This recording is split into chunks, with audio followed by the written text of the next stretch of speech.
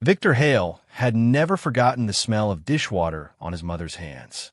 It was there in almost every childhood memory, her fingers raw and pruned from the sink, the faint sting of bleach clinging to her clothes, the way she would rub her wrists at night and joke that one day she'd have a house with a dishwasher so fancy it would sing lullabies.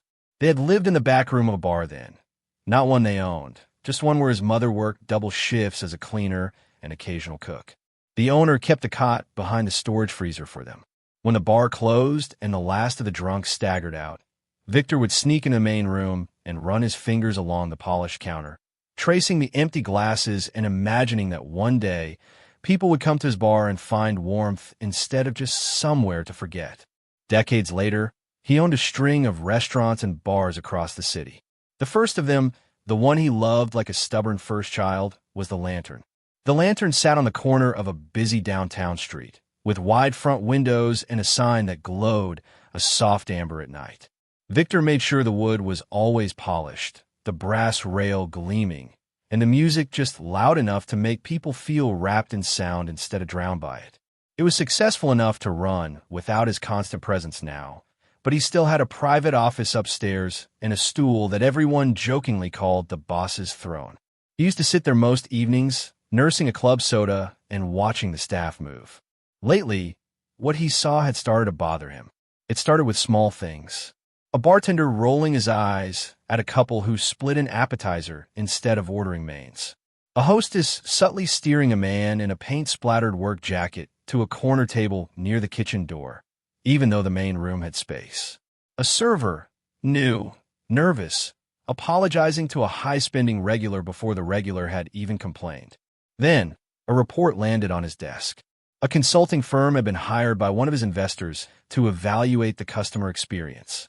The results for the Lantern were, on paper, fine, good even, but buried in the data, in the comments section, Victor always read the comments section himself, were recurring phrases. Felt judged for what I ordered. Friendly if you look like you have money. Staff ignored the guy who seemed homeless in the corner. It made me uncomfortable. Those words gnawed at him. He called a meeting with the general manager, a sharp, tidy woman named Carla, and asked her what she thought. "We're hitting our sales targets," she said, flipping through printouts. "Staff turnover is lower than the industry average. Reviews are mostly positive. I think we're doing well, Mr. Hale. What about how we treat people who aren't good for the bottom line?" he asked quietly. She blinked. "Sir, the man in the corner. The ones who look like they can't tip 20%. The students nursing one drink for an hour. The guy who comes in with paint on his clothes. Do we treat them the same as the hedge fund crowd?" "We don't discriminate," she said, but there was a faint tightness around her eyes. "Of course we want to maintain a certain standard.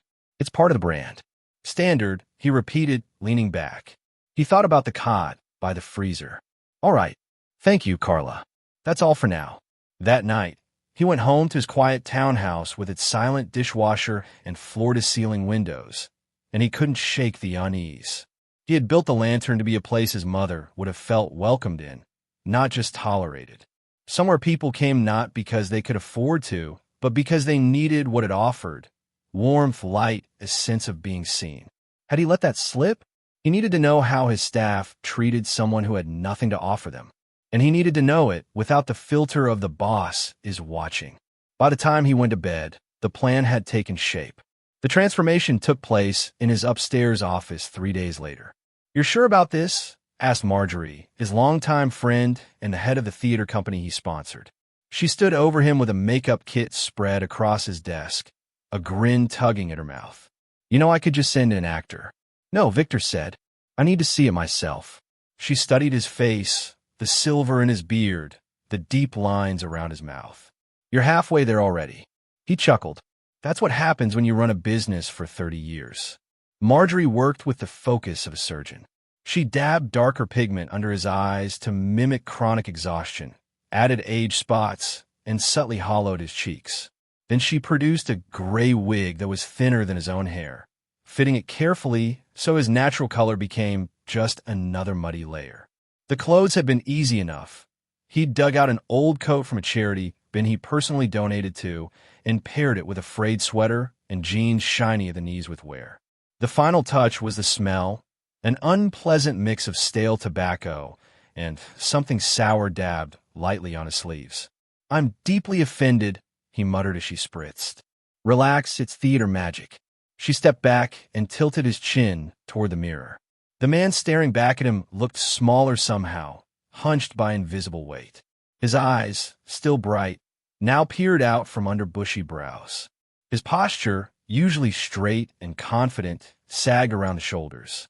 It wasn't just makeup, it was the way years of being ignored settled into a body. "Walk for me," Marjorie instructed. "Not like a millionaire, like someone nobody expects anything from." He shuffled across the office, testing a slight limp in his right leg. His knees protested more than he cared to admit. It wasn't all acting. He imagined long nights on cold concrete, sleeping with one eye open. He imagined having to ask, over and over, for small kindnesses. "Good," she said softly. "What's your name?" He paused, surprised by the question. "Name? The man you're pretending to be. What's his name?" He thought of his father, who had left when he was 6, drifting in and out of memory like cigarette smoke. Then he thought of his grandfather, a gentle mechanic who had taught him how to fix a leaky sink with whatever spare parts they had. "Frank," he said. "Frank Miller." Marjorie nodded, as if this were the most important part of the disguise. "All right, Frank. Break a leg." The lantern was busy that evening. Happy hour bled into dinner rush, and the bar thrummed with clinking glasses and laughter. Inside, the glow from the hanging lamps reflected off polished wooden glass, making everything look warm and inviting to those who belonged there. To those who didn't, it might as well have been another planet. Frank paused across the street, leaning one shoulder against a lamppost, as if he were simply resting his bones. It was astonishing to him how quickly people's eyes slid over him now. A man in a sharp suit nearly collided with him on the sidewalk and muttered a half-hearted apology without breaking stride. He clutched the worn canvas satchel at his side. Inside it, nestled between a rolled-up sleeping bag and a thrift store blanket, was his real wallet. The outer pocket contained a much smaller one, 11 crumpled dollars and some loose change. That was all Frank would have. He watched as a group of office workers entered the lantern, their voices bright with anticipation. The door swung open, letting out a burst of music and the smell of grilled steak, then closed again. Victor drew in a breath that tasted of car exhaust and city grit, then started across the street. As he approached, the host stationed by the door came into view. A young man in a fitted vest and crisp white shirt stood there, scanning the room with practiced ease. His name tag read Liam. The moment Liam's eyes landed on him, they changed. Not dramatically, nothing as crude as a sneer, but with a flicker of discomfort that Victor might have missed if he hadn't been looking for it. Liam's professional smile faltered, then returned, stiff at the edges. Good evening, sir." His gaze flicked down Frank's coat, his worn jeans, the scuffed boots. "Can I help you?"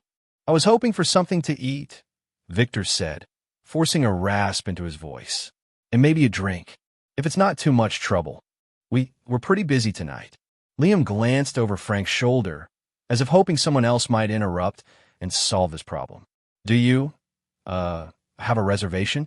Victor almost laughed out loud at that, but managed to turn it into a cough. "No reservation. Just me. I'll take a seat at the bar if you've got one." Liam hesitated, then leaned slightly to peer past him, scanning the sidewalk. "Sir, our bar area is for dining guests. There's a shelter 2 blocks down that." "Liam." The voice came from inside, firm, female, not loud, but with a weight that carried. Victor turned his head. A woman stood just beyond the host's stand, balancing a tray of empty glasses on one hip.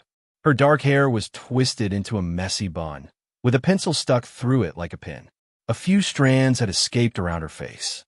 She wore the standard black shirt and apron of the serving staff, but her eyes were what struck him, observant, tired, and still somehow gentle. Her name tag said Nora. She took in the scene in one quick sweep, the hesitant host, the man in a shabby coat at the door, and walked over. "Hey," she said to Liam. "What's up?" "I was just, Liam straightened his vest. "I was telling this gentleman that we're busy and..." He can sit at the bar, she said, as if this were beyond question. Then she turned to Victor and smiled. Not the tight, forced smile of someone trapped in customer service, but something softer, if worn around the edges. Come on in. I'll find you a spot. Liam opened his mouth as if to protest, then shut it at the look she gave him. Victor followed her inside, each step feeling strangely heavy. The bar was lined with people, a mix of after-work suits, couples in pressed shirts, a few regulars he recognized in a distant way. At the far end, one stool stood empty, half-shadowed by a hanging plant. Nora slipped behind the counter, set down her tray, and gestured to it. Here you go. Let me just wipe that down for you. He watched her grab a clean cloth, dampen it, and wipe the surface thoroughly. She swapped out the napkin and water glass, even though they looked unused. She didn't flinch at the smell of his coat. If she noticed, she hid it well. There we are, she said. Make yourself comfortable. My name's Nora. I'll be looking after you. Thank you, he murmured. She gave him a quick nod and handed him a menu. He noticed she didn't say anything like just so, our prices or we have a minimum spend. She simply offered the menu like he was any other guest. His heart squeezed. He opened it with fingers he made sure to keep slightly trembling. The letters swam a little. He hadn't needed glasses yet in real life, but he let his eyes blur to lean into the role. Take your time, Nora said, already reaching for the soda gun and a clean glass. Can I get you some water to start? Warm water, if that's all right, he said, improvising. My teeth aren't what they used to be. Of course. She filled a mug from the hot water dispenser they use for tea, then topped it off with a bit of cold so it wouldn't scald him. She set it down gently in front of him. Careful, it's still quite warm. He wrapped his hands around the mug, letting the heat seep into his fingers. He went still for a moment, feeling the world of the lantern humming around him. The clink of ice in glasses. The hiss of the kitchen ticket printer. Someone laughing too loudly at the other end of the bar. He could feel someone else's gaze on him and glance sideways. The bartender, a broad-shouldered man with a meticulously groomed beard, Jason, if he remembered correctly, was watching with thinly veiled irritation. You get over here, Nora? Jason asked. His tone had that particular edge people used when they wanted to sound professional and instead sounded annoyed. I'm good, she said lightly, without looking at him. Jason's eyes flicked to Victor's coat, then back to Nora. He shook his head slightly and went to refill a row of tumblers. Victor scanned the menu, even though he knew every item. The lantern's food was good, but not cheap. He took a breath, reached into the pocket with the small amount of cash, and pulled out a crumpled handful of bills. He spread them out on the bar and made a show of counting, frowning as if frustrated. Nora watched from the corner of her eye as she pasted lime wedges into a glass. What are you in the mood for? She asked casually. We've got some great specials tonight. Maybe just a bowl of soup, he said. And he picked up a $10 bill, rolled it between his fingers, and set it down again. Do you have anything cheaper? She leaned over to look at the menu with him, close enough that he could see the tiny ink smudge on her wrist where a pen had leaked. Our tomato basil is the least expensive, and it comes with bread, she said. It's still really filling, though, and we have a house salad that's not bad either. He hesitated, glancing at his modest pile of money. It added up to $11 and some change. The soup on the menu was $9. With tax and tip, it wasn't quite enough. I don't think I have enough, he said, letting his shoulders sag. I thought I did. Nora's eyes flicked to the bills, did the math silently, and then back to his face. Something softened. Tell you what, she said. We have a staff meal tonight. Chicken and rice from the kitchen. If you're all right with that, I can bring you a plate and some bread. On me. He blinked. On you. She nodded, quick and almost embarrassed, as if afraid he would argue. Yeah, it's no big deal. Honestly, they make too much, and it just sits sometimes. You'd be doing us a favor. He knew that wasn't true. Staff meal portions were calculated down to the penny. She would be paying for this out of her own pocket, or taking less herself. You don't need to do that, he said, his throat tightening in a way he hadn't anticipated.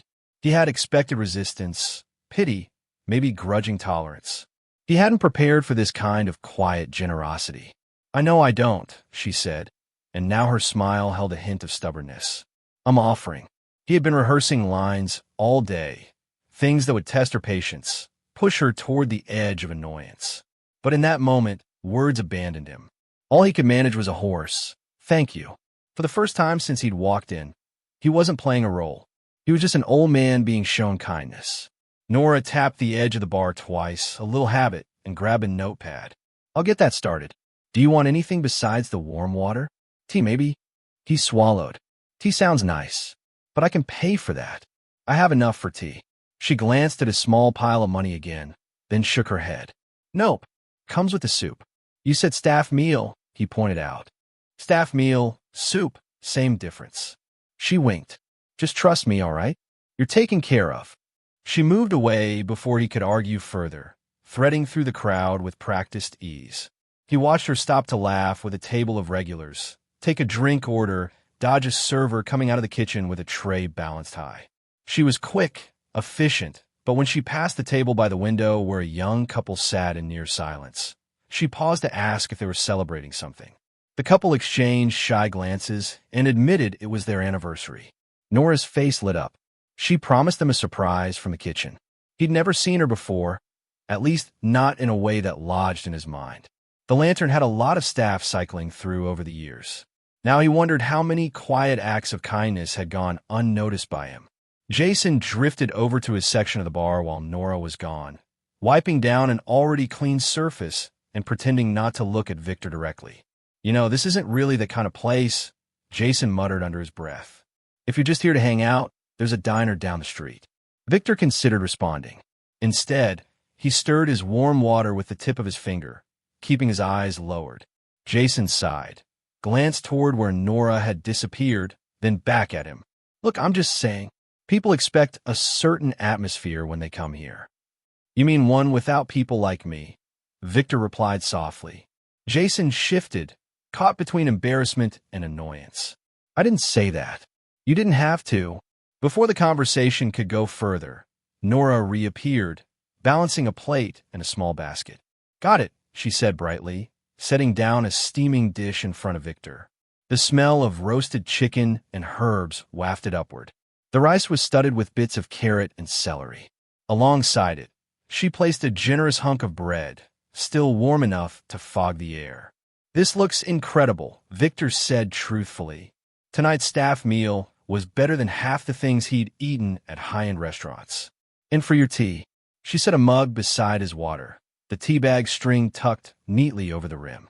"Careful, that one is actually hot." "Thanks, Nora," Jason said in an overly loud, pointed tone. "Just remember we're not a soup kitchen." Nora's jaw tightened briefly. Then she took a breath and turned to him. "We're a bar and restaurant that says everyone's welcome right on the website," she said evenly. "I checked when I got hired." Jason rolled his eyes. "Yeah, well, marketing, they put that on everything. It's not marketing when someone walks in hungry." She didn't raise her voice, but there was steel in it now. "I'll cover it if it's a problem." "It is a problem if..." "Is there a problem here?" Carla had arrived, having materialized from the front section like a general onto a battlefield. Her blazer was immaculate, her expression tight.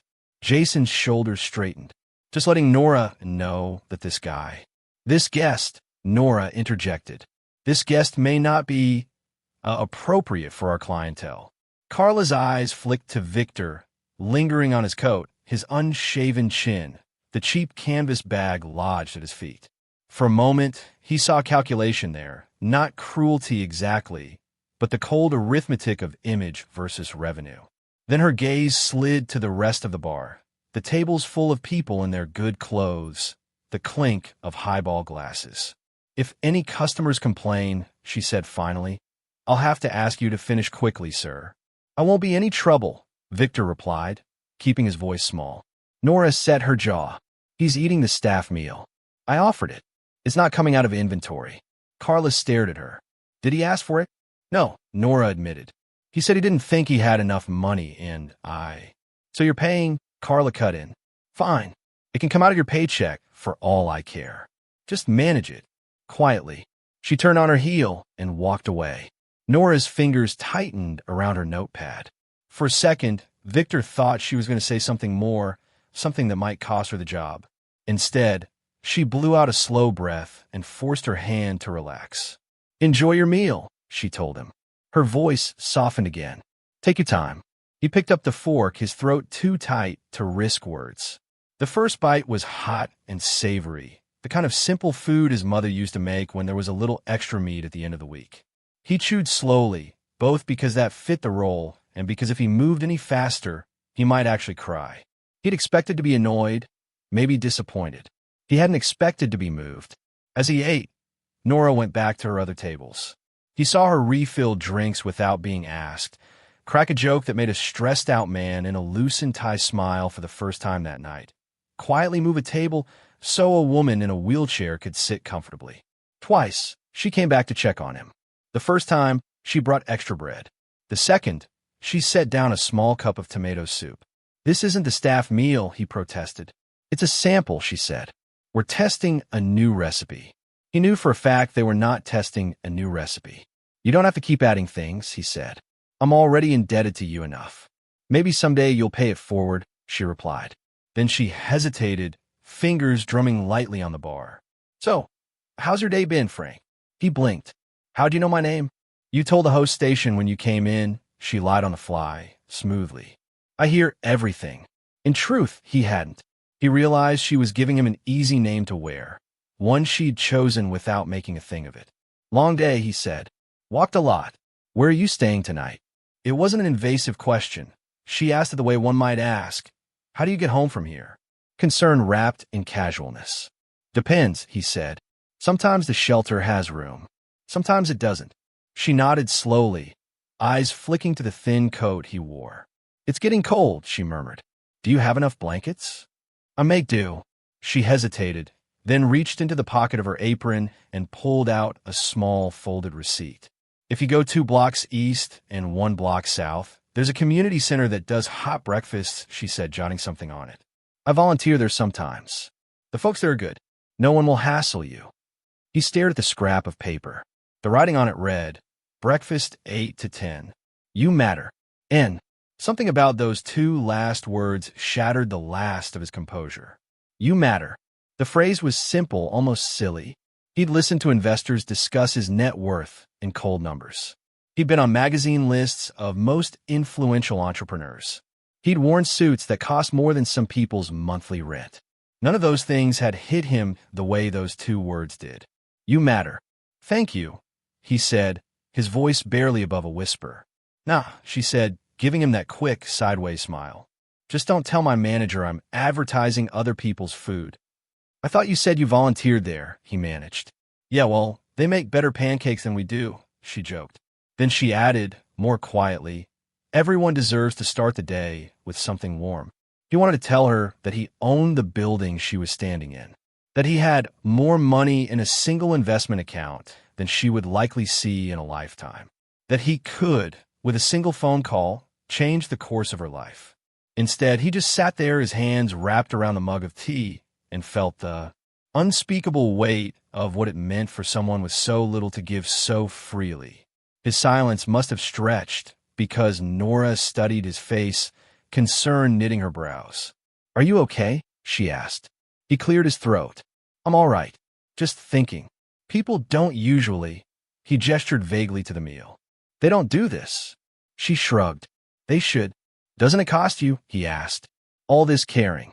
Something flashed in her eyes. Tiredness, maybe, or an old hurt, but it faded quickly. "Less than not caring," she said. "I tried that for a while. Didn't like who I was." There was no way, he realized with a jolt, that he could ever design a training manual that would teach what she had just articulated in one simple sentence. The rest of the evening unfolded with its own rhythm. A group of loud young professionals at the other end of the bar started complaining about the smell near Victor's seat. One of them leaned over and made an exaggerated sniffing sound. "Man, did someone forget to take out the trash?" he joked, clearly intending to be heard. Nora's head snapped in their direction. She walked over, smile polite, but eyes cool. "Everything okay over here?" she asked. "Yeah, we were just wondering if, your place has a dress code," one of the women said, her voice dripping with fake sweetness. Her eyes flicked toward Victor. "Or maybe a hygiene policy?" Nora's smile thinned. "We do have a policy," she replied. It's called Don't Be Rude to Other Guests. The woman's mouth fell open. Excuse me. You're excused, Nora said. Can I get you another round of drinks? Victor nearly choked on his tea to keep from laughing. Jason, hearing the exchange, shot Nora a warning look, but she merely raised an eyebrow right back at him and moved on. Later, when a table stiffed her on a tip despite excellent service, Victor watched her press her lips together, exhale slowly, and then go straight from cleaning up their mess to refilling the water glasses of a quiet older couple at the bar. If kindness cost her, she refused to pass the debt on to the next person. By the time his plate was scraped clean and his tea had gone lukewarm, the bar had thinned out. The music shifted to something softer as the late-night crowd replaced the dinner rush. Nora wiped down the far end of the bar, then came back to him. Would you like anything else? She asked. He looked at his little pile of money, still mostly untouched. Can I pay you something? He asked. For the food, at least. I feel wrong just taking it. Her eyes softened. You already paid me. He frowned. I don't recall. She tapped the receipt with "You matter" written on it. Most people walk past. You looked me in the eye. You said, thank you like you meant it. That counts. He shook his head, astonished. That's not how payment works. Yeah, well, she said, stacking glasses. The world's overdue on that kind of currency, so I'm accepting it.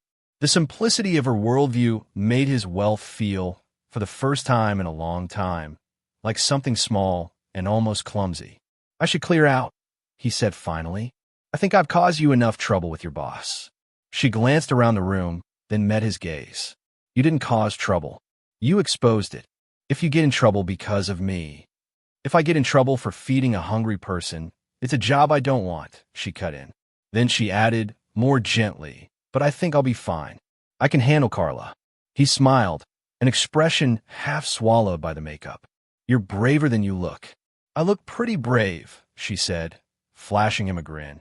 And for a brief second, she looked almost like a kid, before the corners of her eyes folded back into their habitual tiredness. He slid off the stool, his knees twinging. Thank you for the meal, and the tea, and the kindness. She slipped something into his hand, a small paper bag. For later, she said. It's just a sandwich. The bread's from yesterday, so they were going to toss it anyway. Don't tell anyone I gave it to you. Your secret's safe with me, he said, his voice thick. He shuffled out into the night, the colder air wrapping around him like a different kind of disguise. The lantern's warm light spilled briefly across the sidewalk as the door swung shut behind him. When he was halfway down the block, he stopped under another street lamp, leaned against it, and let out a breath he hadn't realized he'd been holding. He opened the paper bag with shaking fingers. Inside, wrapped carefully in wax paper, was a sandwich, slices of roasted vegetables, a smear of hummus, a sprinkle of herbs. Taped to the outside of the wrapper, triple folded, was another receipt slip. He unfolded it. This one read, If nobody's told you this today, I'm glad you're still here. His vision blurred. The city lights smeared into streaks of gold and red. All of his rehearsed reactions, anger, disappointment, stern lectures, evaporated. For once in his life, Victor Hale, owner of half a dozen successful businesses, found himself utterly, completely speechless. The next morning, he walked into the lantern as himself. His tailored charcoal suit felt like a costume now. As he stepped through the front doors, Liam at the host stand straightened instantly, his professional smile snapping into place. Good morning, Mr. Hale, he said. We weren't expecting you until later this week. Change of plans, Victor replied. Is Carla in? Yes, sir. I'll let her know you're here. Within a minute, Carla emerged from the back, blazer immaculate despite the early hour. Mr. Hale, she said, her smile smooth. What a surprise. Is everything all right? Call a staff meeting, he said. Front of house. Anyone on shift now, and anyone scheduled for later who's here early. 10 minutes. She blinked, thrown off. Is something wrong? Let's discuss it together, he said, not unkindly. Her mouth pressed into a line, but she nodded and went off to corral people. They gathered in the closed dining room. Servers in black shirts, bartenders in casual clothes before changing, a few hosts, a busser wiping sleep from his eyes. Jason leaned against the bar with his arms folded. Liam hovered near the entrance. Nora stood near the back, hair down around her shoulders, still slightly damp from a quick shower. Without the frenzy of a shift, she looked younger. There were faint shadows under her eyes, and a small, worn-out notebook peeking from her apron pocket. Victor stood at the head of the room, hands clasped loosely behind his back. "Thank you for coming on short notice," he said. "I won't take too much of your time. I want to talk about what happened here last night." A ripple of confusion went through the group. Nora's brow furrowed, but she didn't speak. "Last night," he continued, "an older man came in. No reservation. No fancy clothes. Just a coat that had seen better days and a bag at his feet. Does anyone remember him?" A few glances. Liam raised his hand slightly. "Yeah, I spoke to him at the door." "And what did you say?" Victor asked, his tone mild. Liam swallowed. "I told him we were busy, and that the bar was for dining guests. I suggested the shelter down the street." Victor nodded. "Jason." The bartender shifted, defensiveness already sharpening his posture. "Yeah, I saw him. He was, look, this place has an image, right? People pay for that. I was just trying to maintain the standard." Victor finished for him. Jason's mouth snapped shut. "Carla." Victor's gaze moved to the manager. She stiffened. "I spoke to him briefly. I told him if any customers complained, we'd have to ask him to leave. I also reminded Nora that we're not a charity." Silence fell. All eyes darted between the two of them and Nora, who had gone very still. "And Nora." Victor's voice softened. "What did you do?" She shifted her weight, fingers worrying the edge of her apron. I gave him a seat at the bar," she said slowly. "Got him some warm water. Then I offered him a staff meal and some soup. I said I'd cover it if needed. I gave him information about a community center that serves breakfast and a sandwich to take with him." Jason muttered something under his breath. Someone else gave her a sympathetic look, as if waiting for the hammer to fall. Victor regarded her for a long moment. "Why?" he asked. She blinked. "Why what? Why did you do all that for a stranger?" he asked. There was no accusation in his voice, only genuine curiosity that made the question sound larger than itself. She stared at her shoes for a heartbeat, then lifted her chin. "Because he was hungry," she said simply. "Because he looked like he was one bad day away from giving up. Because it was cold outside. Because," she hesitated, then added quietly, "because I've been the person people look away from, and I remember how it felt when one person didn't." The room seemed to draw a collective breath and hold it. Victor felt the words land inside him like small, heavy stones. "Well," he said, his throat thick, "I suppose it's time I properly introduce myself." He reached into his pocket and pulled out the folded "You Matter" receipt, holding it up. "This is the receipt you gave him," he said to Nora. "I believe the handwriting matches yours." Her eyes widened. "How do you?" He smiled faintly and reached for the back of his neck, fingers finding the edge of the hairline.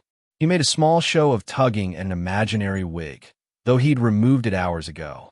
"I was that man," he said.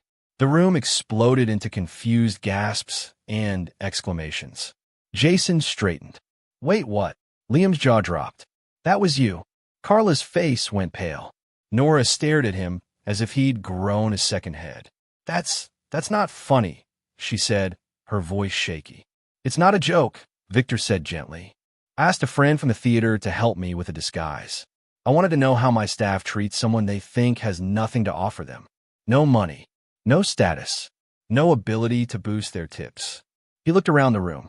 "What I saw," he paused, choosing his words, "was very revealing." A heavy silence followed. Liam's cheeks flushed crimson. Jason looked away, jaw tight. Carla's hands clenched at her sides. "Nora," Victor continued, "from the moment I walked in, you treated me like a human being. You gave me a clean seat when others hesitated to let me through the door. You offered me food, not begrudgingly, not as if it were some act of charity you'd have to tally up later, but as if it were the most natural thing in the world to share what you had. When others complained about my presence, you defended me, quietly but firmly. I just did what anyone would," she stammered. His eyebrows rose. "I'm afraid you give anyone too much credit. Others in this very room had the same opportunity and made different choices." Nora's gaze flicked to Liam and Jason, then back to him. She looked uncomfortable being centered, almost as if praise physically itched. "Do you know what left me speechless last night?" he asked her. She shook her head, mute. "Not the fact that you paid for my meal. Not even that you gave me a sandwich to take with me." He held up the receipt again, the words "you matter" catching the light. It was this. Nobody had any reason to say that to a stranger. Yet you did. Color flooded her face. "It was just something I write sometimes," she mumbled, "for people who look like they need to hear it." "And how often do you hear it?" he asked. She blinked rapidly, eyes glistening. "Not really your problem, sir." "Maybe it is," he said softly. "Maybe it's more my problem than you know." He turned to the rest of the staff. "This business exists because people come in here, give us their money, and trust us with a small part of their lives. Some of them have plenty. Others don't. When I was a kid, my mother scrubbed floors in a bar not far from here. There were nights we couldn't afford food unless someone made a mistake in the kitchen and gave us what they couldn't sell. I swore that if I ever owned a place like this, we'd never treat anyone as less than human because of what they could or couldn't afford." He let that sink in.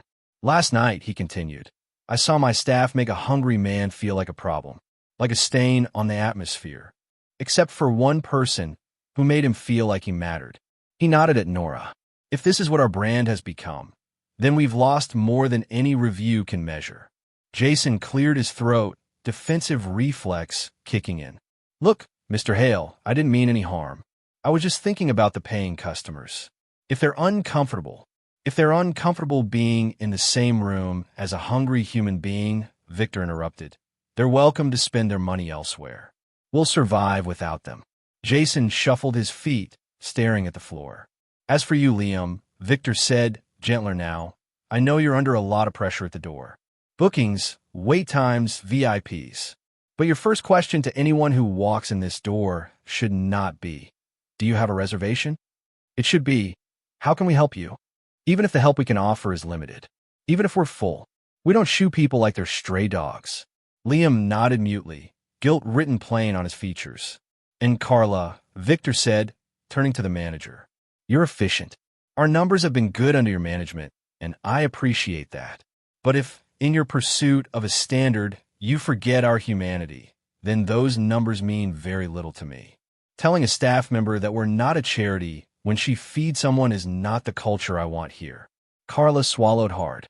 "You're right," she said quietly. It clearly cost her to admit it. I lost sight of what mattered in that moment. I was thinking about complaints, optics, the kind of things investors ask me about. I didn't stop to think about the person in front of me." Victor studied her face and saw genuine remorse, not just fear for her job. "This isn't about public humiliation," he said. "We all have blind spots. I orchestrated the situation because I wanted to see them. Now that we've seen them, we fix them." He turned back to Nora. "Which brings me back to you." She fidgeted, cheeks still pink. "Am I in trouble?" she asked. He laughed, the tension in the room easing a fraction. "Far from it. You, Nora, reminded me why I opened the lantern in the first place. I owe you a great deal. Last night, you acted more like the owner of this place than I did." "I definitely don't have the bank account for that," she said weakly. "Maybe not," he said, "but you have the heart for it, and that's harder to come by."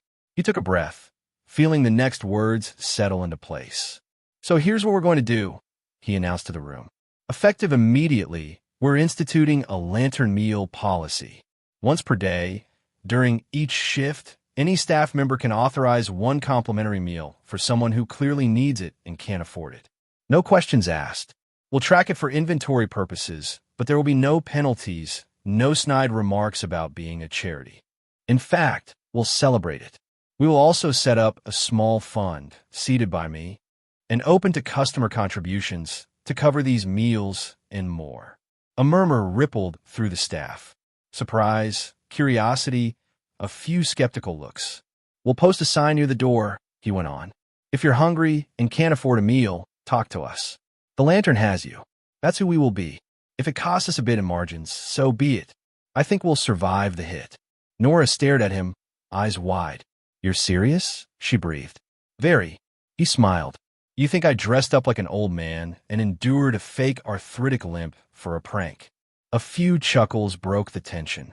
As for you, Nora, he continued, turning to her fully, I'd like to offer you a promotion. If you're willing, I want you to be our community liaison and senior shift lead. A raise, more stable hours, and input on how we implement this policy not just here, but eventually at our other locations. Nora looked like she'd forgotten how to blink. I'm just a waitress, she protested. I don't know anything about community liaison. You know how to look at a person and see more than their appearance, he said. We can teach you paperwork. We can't teach what you already have. She swallowed hard. I have a kid, she blurted. I mean, I need a certain schedule for daycare and classes, and she glanced around, suddenly self-conscious. Sorry, that's probably not relevant. It's very relevant, he said. We'll work with your schedule. You mentioned classes. What are you studying? Her cheeks colored. Social work, she admitted. Part-time, at the community college. Of course she was. It fit so perfectly he almost laughed. Then, this is more than relevant, he said. We'll cover your remaining tuition. The room erupted again. Gasps, exclamations, a low whistle from somewhere in the back. Nora stared at him as if he'd just promised to buy her a small moon. You can't just. I can, he said gently. And I want to. You invested in people when there was no guarantee you'd see a return. It's my turn. Her eyes filled, tears trembling on the edge. She swiped at them with the heel of her hand. I don't know what to say, she whispered. Good, he said, feeling a rueful smile tug at his mouth. Last night, you left me speechless. It's only fair I return the favor. A soft ripple of laughter eased the emotional charge in the room. You matter, Nora, he added quietly, just for her. You wrote on a receipt for a stranger. Consider these changes my way of writing it back to you, in something a bit more permanent than ink. One tear escaped despite her best efforts, tracking down her cheek. She laughed shakily and wiped it away. Thank you, she said, and the words sounded as if they carried an entire life's worth of gratitude. I won't let you down. I'm not worried about that, he replied. He turned to address the rest of the staff again. We'll be doing some training soon, not just on service techniques, but on empathy and our new policies. This isn't about making anyone feel like villains. It's about becoming the place we say we are, not just when it's convenient, but when it costs us something. He let his gaze move from face to face. If that doesn't sit well with you, if you think feeding someone who can't pay is bad for our brand, you might consider whether this is the right place for you to work. No hard feelings. I mean that. Better we're honest with each other. No one spoke. Good, he said softly. Now let's get back to work. We open in 30 minutes. Today we start living up to our name. The staff dispersed slowly, buzzing with conversation. Carla lingered long enough to murmur a sincere apology to Nora, promising to do better. Liam shuffled over to say he was sorry too, eyes earnest. Jason avoided eye contact at first, then eventually made his way over, rubbing the back of his neck. Hey, he said awkwardly to Nora. I was a jerk. Yesterday. I'm sorry. You were right. Nora gave him a small smile, still dazed. Buy the next guy I need a drink, and we'll call it even, she said. He barked out a laugh. Deal. Victor watched the scene with a satisfaction that felt less like pride and more like relief. The bar felt different already, as if some invisible lens had been cleaned. As the staff melted into their pre-open routines, he caught Nora's eye and beckoned her over. Walk with me, he said. They stepped behind the bar, into a narrow hallway that led to his office. The din of the dining room faded a little, replaced by the hum of the refrigeration units. I meant what I said, Victor told her. About the promotion, about the tuition. Carla and HR will work out the details with you. She nodded, still looking as if her brain was buffering. I don't really know how to thank you, she said. I mean, I fed you one meal, and you're doing all this. You fed me more than a meal, he said. You reminded me who I wanted to be. That's priceless, as the commercials say. She huffed a soft laugh. If it makes you feel any better, he added, I won't be calling it charity. Consider it an investment in the future of this place. Of our city, even. You're studying social work. You're going to change lives. I'd like the lantern to be part of that story. Her eyes shone. You already are, she said quietly. I've been here 3 years. When my son was sick and I missed shifts, Carla approved flexible hours, and the staff picked up my tables. When my class schedule changed, they shuffled things to keep me on. This place has been, she searched for the right word, a lifeline. He hadn't known any of that. The business he'd created had done good in ways that hadn't touched his spreadsheets. That knowledge warmed him. Then we're just doubling down on what's already working, he said. She hesitated. Can I ask you something? Of course. Last night, when you came in, did you expect us to fail? She asked, voice small. Like, were you hoping someone would mess up so you could catch them? He thought about it, surprised by the sting of the question. I expected to see the truth, he said. Part of me was ready to be disappointed. Yes. I've seen enough human behavior to know how it often goes. But I wasn't hoping for failure. I was hoping, quietly, maybe, that someone would prove my faith wasn't misplaced. He smiled. You did. That seemed to ease something in her. She let out a breath. Okay, she said. I can live with that. He extended his hand. She took it, her grip firm. Welcome to your new role, Nora, he said. Let's make this place somewhere your son can be proud to tell people his mom works. She laughed, the sound bright and full for the first time that morning. He already is, she said, but I think he's going to be extra proud when I tell him my boss dressed up like an old man to test my customer service. Oh, please don't put it like that, he groaned. I'll never live it down. She grinned. No promises. Months passed. The sign by the door went up. If you're hungry and can't afford a meal, talk to us. The lantern has you. Below it said a small box with a slot and a simple note. Pay it forward if you can. If you can't, your presence is enough. To Victor's mild surprise and quiet joy, customers responded. Some slipped $20 bills into the box. Others rounded up their checks. One regular, a lawyer who used to brag about his hourly rate, began dropping a crisp $100 bill in the box every Friday night. No fuss. The lantern meals became part of the fabric of the place. They served hot bowls of soup to people who came in from the cold. They packed simple sandwiches for someone who couldn't stay. Sometimes the recipient was someone obviously down on their luck. Other times, it was a college student who hadn't eaten a proper meal in days, or a single parent whose card had just been declined. Word spread, slowly at first, then faster. A local blog wrote about them, then a news outlet. Victor did a few interviews, but he always insisted that the story wasn't about him. It's about our staff, he said, especially one server who reminded us that hospitality isn't just a business model. It's a way of seeing people. The Lantern's profits dipped slightly the first quarter, then stabilized. In the quarter after that, they rose. People, it seemed, liked knowing they were supporting a place that cared. One chilly evening, long after the initial buzz had faded into normalcy, Victor sat at the bar in his usual stool. He was dressed down tonight. Dark jeans, a simple button-up shirt. The crowd was a comfortable blend of regulars and newcomers. Nora, now in a slightly different uniform with a subtle badge that read Community Lead, moved through the room with the same easy grace, but now with a little more authority in her posture. Staff came to her with questions. She mentored the newer hires, teaching them not just how to carry 3 plates at once, but how to count change for someone who was short without making them feel exposed. At the far end of the bar, the door opened, and a man in a worn coat stepped hesitantly inside. His beard was scruffy, his shoes cracked. He hovered near the entrance, uncertainty radiating off him. Liam, now older, a little wiser, caught sight of him and walked over, his smile genuine. Hey there, Liam said. Welcome to the Lantern. How can we help you tonight? The man shuffled his feet. I saw the sign, he said, voice rough. But if it's just for some folks, I don't want to intrude. I can go. It's for anyone who needs it, Liam said quickly. Can I get you a seat? Or would you prefer something to take with you? The man blinked, caught off guard by the lack of judgment. Seat would be nice, he admitted. Been a long day. Right this way. Liam led him toward the bar, gestured to the same stool where Victor had sat that fateful night. Victor watched from a few seats down, heart swelling.